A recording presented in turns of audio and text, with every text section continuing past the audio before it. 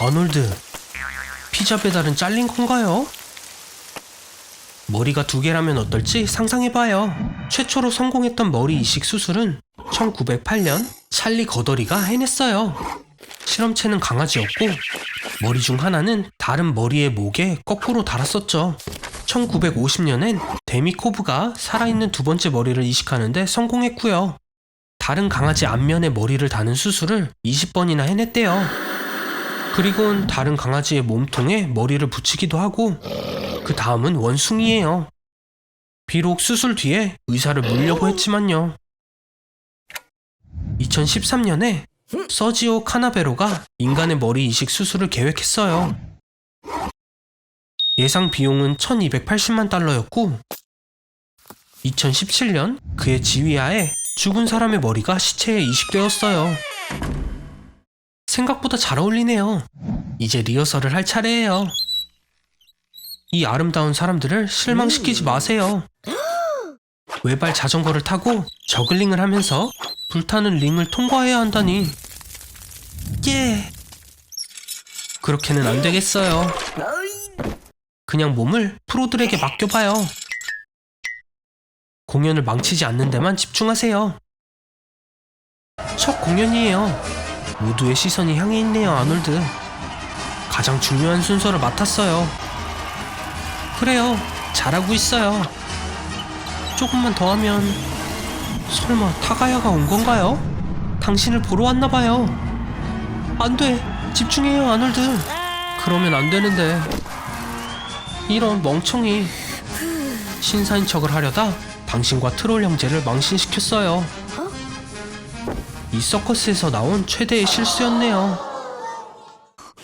저기, 아놀드, 일어나요. 게임을 너무 오래 한 것 같은데요? 빨리 자러 가는 게 좋겠어요. 잘 자요, 아놀드. 엄마야. 하루 종일 게임을 했다면 몸이 제대로 작동할 리가 없죠. 너무 신난 나머지 좋지 않은 일이 일어날 수 있어요. 예를 들면 가위에 눌리는 것처럼요. 렘 수면은 신체가 고정된 상태입니다. 수면 마비로 뇌는 깨어나고 근육은 얼어붙어서 보고 들을 수는 있지만 움직일 수는 없어요. 이때 환각이 일어나고 악마가 위에 앉아있는 것처럼 느껴질 거예요. 이제야 풀렸네요. 왜 그래요, 아놀드? 어두운 곳에서 자는 게 무섭나요? 세상의 인구 중 10% 정도는 야간 공포증을 겪는다고 해요. 어두움을 무서워하는 거죠. 과학자들은 이 특성이 유전적으로 생겼다고 믿어요.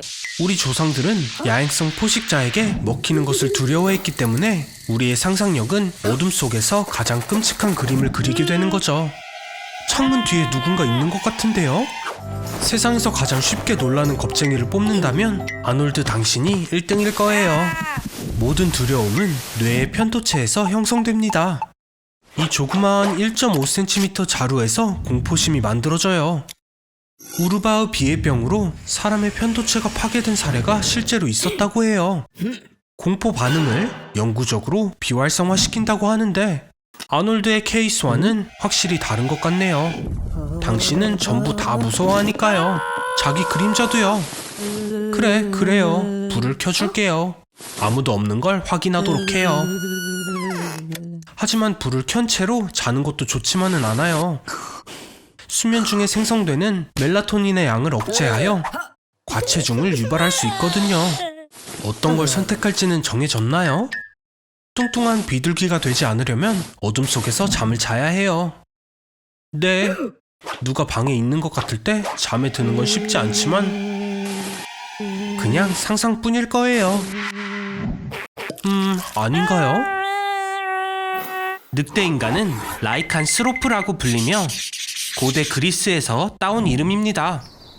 이 용어의 저자는 2500년 전의 역사가인 헤로도투스로 스키티아를 묘사할 때 즉시 늑대로 변할 수 있는 사람들을 언급했습니다. 뱀파이어라는 단어는 1734년 옥스포드 영어사전에 처음 등장했습니다. 아놀드, 살아있는 거예요? 행복해요. 하지만 잠깐, 목에 그건 뭐예요? 아니, 말도 안 돼. 실제로 뱀파이어와 늑대 인간에게 동시에 물린 최초의 사람이 되었어요. 어떤 모습일지 벌써부터 궁금해지네요. 아놀드가 어떻게 작동하는지 알아내는 동안 흥미로운 사실을 알려드릴게요. 1999년에 미국인 907명은 보름달에 갑자기 늑대 인간으로 변하는 경우에 대비해 스스로 보험에 들었다고 해요. 아놀드, 그 모습은 발견되기 쉽잖아요. 변장에 더 신경을 쓰세요. 그리고 중세 시대에 빨간 머리는 뱀파이어로 여겨졌다고요. 오, 프랭키가 벌써 친구 추가를 했네요. 멋져요. 그도 당신과 비슷하게 여러 가지로 조합이 되어 있으니까요. 뱀파이어와 늑대 인간 사이에 있는 고대의 적개심은 누구나 알지만 한 몸에서 그런 모습을 보게 될 줄이야. 오, 배가 고픈 건가요? 2인분의 음식이 필요해요. 가세요. 찾아봐요. 완벽하네요. 맛있게 드세요. 잠깐, 아놀드? 어디 있어요? 그럼 그렇죠. 야생의 부름을 거스를 수는 없어요. 사용한 후엔 자리를 정리하도록 하세요. 뱀파이어인데 그렇게 행동할 거면 차라리 채식주의자라고 붙이는 게 좋겠어요. 오, 말하는 걸 잊었네요. 이중생물은 이중사냥이 따라요. 이제 공통된 적이 있기 때문에 스스로 싸우는 건 그만두세요. 그건 도움이 안 돼요. 그리고 물론 마늘은 치명적이고요. 조심해요. 당신이 처음이 아니에요. 16세기의 프랑스 의회는 변신술사를 근절하는 법을 통과시켰죠. 그 결과 1520년부터 1630년까지 프랑스에서는 늑대인간으로 추정되는 3만 명이 넘는 사람들이 살해당했습니다. 살았네요, 아놀드. 그린피스의 사람들이 지켜보고 있었어요. 정말 좋은 곳이네요. 하지만 어디서 많이 본 것 같습니다. 세상에나 제이슨 부이스입니다. 제이슨은 210cm의 키가 넘는 잔혹한 걸 좋아하는 미치광이입니다. 도망치려고 한다거나 숨는 건 소용없습니다. 피해자의 등 뒤에 소리 없이 나타나기로 유명한 인물이거든요. 공격은 최선의 방어 수단입니다. 덫을 놓으세요. 벼락을 맞은 제이슨은 이제 그 어떤 공격에도 끄떡없는 존재가 되었지만 전기톱 앞에는 별 수 없을 겁니다. 세상에, 수류탄을 가진 원숭이 꼴이군요. 도무지 믿고 맡길 수가 없습니다. 이건 트위스트입니다. 제이슨은 아놀드가 자신의 손에 죽는 모습을 꼭 보고 싶었을 겁니다. 지금은 좋아할 때가 아닙니다. 제이슨은 항상 부활하니 어서 다른 대책을 세워야 합니다. 죽일 수 없다면 제이슨의 움직임을 제한하는 것도 방법입니다. 다리를 콘크리트 속에 굳히면 아놀드를 따라가지 못하겠죠?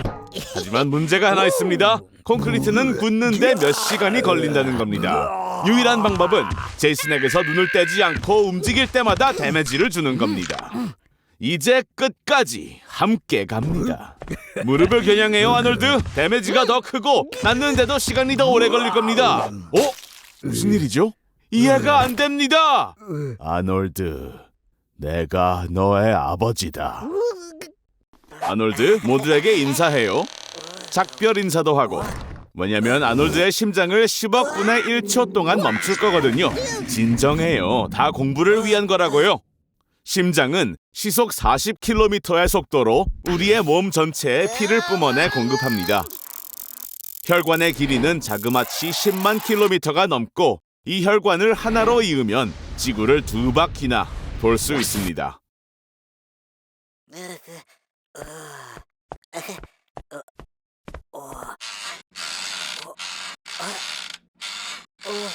하나, 둘, 셋, 그만!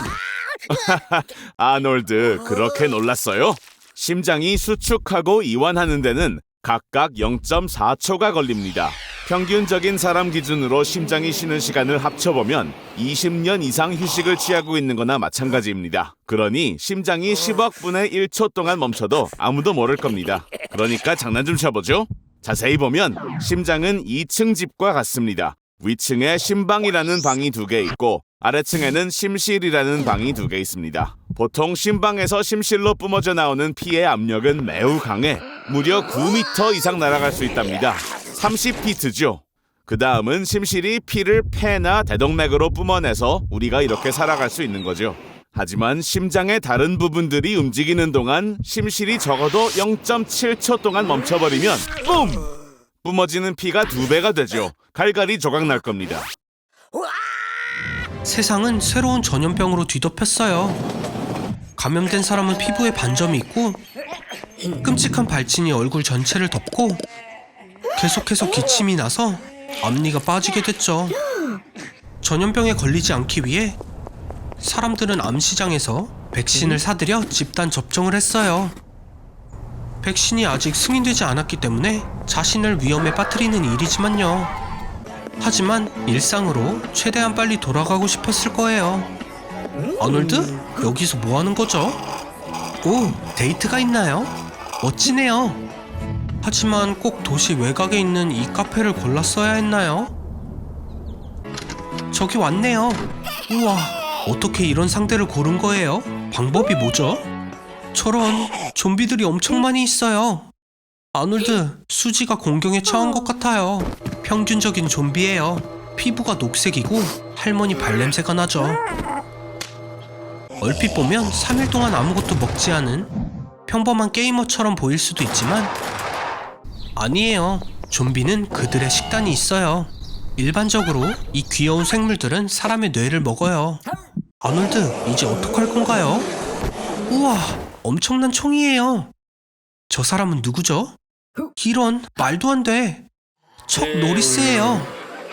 가진 장비를 모두 들고 왔나봐요. 다들 조심해야 할 거예요. 엄마야, 제 수준에서도 너무 잔인한 장면이네요. 하지만 멋져요. 세상에, 대체 좀비가 얼마나 많이 있는 거죠?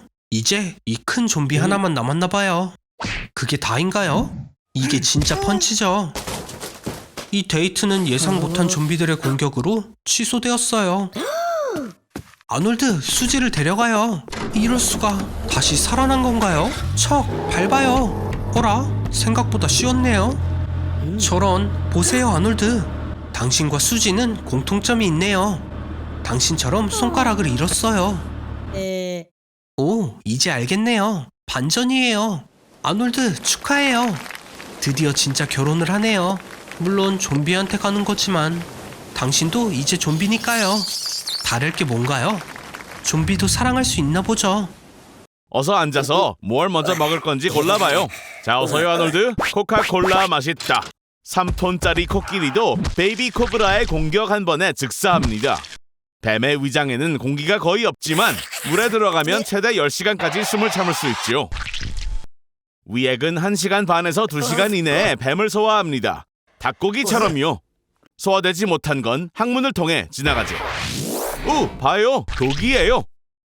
피에 접촉하지 않는다면 뭐 별일 없을 겁니다. 아니, 정말요. 하지만 궤양이나 상처에 독이 닿는 순간 즉시 효과가 나타나죠. 마비와 경련 후 15분 뒤면 죽는 거예요. 해독제를 사용하지 않는다면 말이죠. 개구리 들여준 사람 누구죠? 필로바테스 테리빌리스의 독 1g은 한 도시 전체의 인구를 다 죽일 수 있어요. 이 개구리가 있던 자리에 작은 생물이 지나가기만 해도 즉사할 거예요. 아놀드의 피부에도 독 한 방울이라도 묻으면 죽게 되는 거죠. 개구리는 뱃속에 들어가 30초 이내에 정신을 잃고 아놀드는 10분 동안 고통을 받으면서 죽게 되는 거죠. 이 독에는 해독제가 없으니 그만해도 돼요. 그리고 만약 전갈의 독이 필로바테스의 독에 더해진다면 독성이 12배로 강해지는 거예요. 숲속을 3일째 돌아다니고 있죠. 택시값을 아끼려다 길을 잃었대요. 안 돼요 아놀드. 제발 그 물을 마실 거라고 하지 말아요. 잠깐, 걱정 마세요 아놀드. 거머리가 소화기관에 들어간다면 당신을 해칠 시간도 없이 뱃속에서 금방 녹을 거예요. 하지만 한 마리가 아니라면 큰일이 일어날 거죠. 거머리에 집 만들기. 세상엔 500가지가 넘는 거머리가 있지만 인간에게 가치 있는 건 3종류뿐이에요. 335마리의 거머리가 당신의 모든 피를 빨아들이는데 10분밖에 걸리지 않는데? 아놀드, 이번엔 1000마리예요. 서둘러요. 거머리를 없애기 위해선 소금물을 마셔야 해요. 미안해요. 다른 병이 없었어요. 그 호수에서 물을 마시지 말았어야죠. 거머리가 당신보다 똑똑할 거예요. 거머리의 뉴런은 거머리 계산기라는 생물학 컴퓨터에 사용되었고 소수를 추가할 수 있어요. 당신과는 다르게요. 아직 안심하긴 일러요, 아놀드. 또 다른 위험한 생물에 관심을 산 것 같은데요. 믿기는 힘들겠지만 절대 움직이지 마세요. 그냥 쏘이는 게 나아요. 벌침은 멋지거든요. 치명적인 질병도 물리칠 수 있는 유익한 물질이 많이 포함되어 있어요. 하지만 이 상황에선 1000마리 벌에 쏘인 것보다 열사병으로 사망할 가능성이 더 크죠. 꿀벌이 온몸을 감싸면 섭씨 47도까지 올라가요. 오, 아놀드, 엄청난데요? 맞아요. 휴대폰 전자파는 벌을 무력화시킬 수 있어요. 꿀벌은 많은 센서가 있는 아주 작은 비행기와 비슷해요. 따라서 비행 중에는 큰 비행기와 마찬가지로 휴대전화를 꺼야 하는 것 같은 원리죠. 실제로 900MHz 주파수의 휴대폰을 벌집에 넣으면 모든 벌이 10분 이내에 대피하고 다시는 돌아오지 않아요. 지금 향유골의 뱃속에 있답니다. 그런데 뭐가 운이 좋냐고요? 향유골의 이빨을 피해갈 수 있었으니까요. 이빨 하나당 무게는 2.2파운드나 되고 뼈가 모두 부서질 수 있죠. 여긴 꽤 어둡군요. 여긴 향유골이 아닌데 저 빛은 어디서 오는 걸까요? 주변엔 온통 물고기, 플랑크톤, 물로 가득 차 있네요. 아놀드, 너보다 똑똑한 애들이 이렇게 많은데? 여기서 나갈 방법은 두 가지가 있어요. 향유고래의 목구멍은 지름이 20cm밖에 안 되니 윗속으로 가려면 도움이 필요하겠네요. 저런, 얘기가 곧 끝나겠는데요? 향유고래 윗속은 염산의 농도가 굉장히 높아서 다발성 화학 화상을 입고 고통스럽게 쇼크사하게 되겠죠. 두 번째 방법은 훨씬 더 괜찮은 방법이에요. 이제 향유고래는 물과 소화가 안 되는 물질, 그리고 운이 좋다면 아놀드까지도 토해내기 시작할 겁니다. 고래들은 수심 200m에서 헤엄치기 때문에 아놀드 같은 조물애기는 장비가 없이는 수심 20m가 넘어가게 되면 탈출하기도 어렵겠지만요. 그런데 이게 뭐죠? 타는 냄새 안 나나요? 향유고래 안에서 연기가 나는데 어딘 거죠? 아놀드, 170m 표시를 주위에서 봐. 이 지점이 딱 수압 때문에 사람이 납작해지는 수심이야. 자, 제대로 준비하자고. 저렇게 어설프게 준비했다간 살아남지 못한다고. 계속 가보자. 햇빛은 1km 정도까지밖에 안 들어와서 바닷속은 깜깜해질 거야. 아놀드, 저길 봐. 검은 연기라고 불리는 열소 온천들이야. 열소 온천들은 화씨 842도나 되는 물을 뿜어내. 마리아나 해구의 바닥은 이런 열원들 때문에 39.2도 정도야. 자, 이제 바닥이야. 이곳 압력은 108.6메가파스칼이야. 지표면의 압력의 1000배나 된다고. 다시 말해 1평방센티미터당 1.7톤에 해당하는 압력이야. 잠수함이 없으면 넌 알루미늄 호일만큼 얇아질 거야. 그러고 보니 여긴 메갈로돈이 없는 것 같네. 이런 높은 압력과 깊이에선 모든 게 끈적이는 상태로 바뀌거든. 그러니까 넌 지금 집에 있는 거나 마찬가지인 거야. 나가자. 좋아, 도착했어. 시간 여행자로서의 규칙을 잘 기억해. 현지 동물을 방해하면 안 돼. 이런 애들 있잖아. 안 그럼 넌 인류의 진화를 바꿀 수도 있다고. 아놀드, 곰이 아니야. 엉덩이 바짝 쳐들고 어서 도망치라고. 에이틸렉스는 시속 19km까지도 낼 수 있다고. 지금 네 꼴을 보아하니 살려달라고 기도라도 해야 할 타이밍이야. 에이틸렉스의 무는 힘은 메갈로돈의 2배나 된다고. 게다가 하마로 저글링을 할 정도의 근육을 가지고 있어. 아놀드, 경고했잖아. 발걸음도 조심해야 해. 똑바로 도망가면 안 돼. 왔다 갔다 하라고. 무게가 7톤이나 되고 길이가 13m나 되는 티렉스는 진짜 희한한 놈이야. 티렉스는 90도로 몸을 돌리는데 4초나 걸려. 이제 널 향해 돌진한다. 만약 이 녀석이 발을 헛디디기라도 하면 녀석은 스스로 엄청난 충격을 받을 거야. 스스로 일어난다는 건 말도 안 될 거야. 아놀드, 이 녀석이랑 팔씨름 한번 해보는 건 어때? 준비, 시작! 티라노사우루스 앞다리는 전체 몸 크기에 전혀 안 어울리지만 어쨌든 거의 1m나 되는 길이에 이두박근의 힘은 널 3명 합한 무게 정도인 190kg을 들어올릴 수 있을 정도지. 한 가지 유리한 점이 있긴 해. 티렉스는 팔을 회전하거나 풀지 못하거든. 네가 제대로 기술만 있다면 승리는 너의 것이지. 힘내 아놀드. 여기서 누가 챔피언인지 보여주란 말이야. 좋아 좋아. 조심해요. 거긴 개미가 있어요. 이건 뭐죠? 모기 타에게는 희생자를 마취시키고 조심스럽게 피를 마시는 효소가 있다는 걸 알고 있나요? 하지만 암컷은 피를 필요로 하지 않고 아기에게 먹이를 줍니다. 그리고 맞아요. 암컷만 피를 마시고 수컷은 꽃가루를 먹어요. 숨을 멈춰요. 배고픈 암컷은 20m 거리에서도 당신이 내뿜는 이산화탄소 냄새를 맡아요. 멘톨껌은 소용없어요. 몸의 열로도 당신을 찾을 거예요. 하지만 모기 1000마리도 피를 다 빨아먹을 순 없어요. 이렇게 되려면 100만 마리의 배고픈 곤충이 필요할 거예요. 저런, 아놀드, 총알개미 식민지를 방해해버렸네요.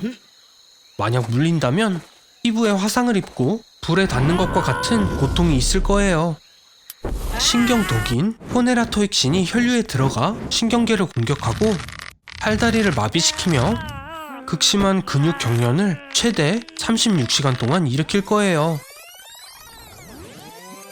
수천 마리의 개미가 물면 너무 많은 신경독이 생겨 환각과 아주 재밌는 걸 하고 있네요. 파리가 방해할 건 예상 못했죠? 저기 아놀드, 파리와 싸우는 건 추천하지 않아요. 큰일이 날 수도 있어요. 희한하게도 파리는 인간에게 해를 끼칠 수 있죠. 가장 위험한 종은 아프리카뿐만 아니라 중남미에서도 발견됩니다.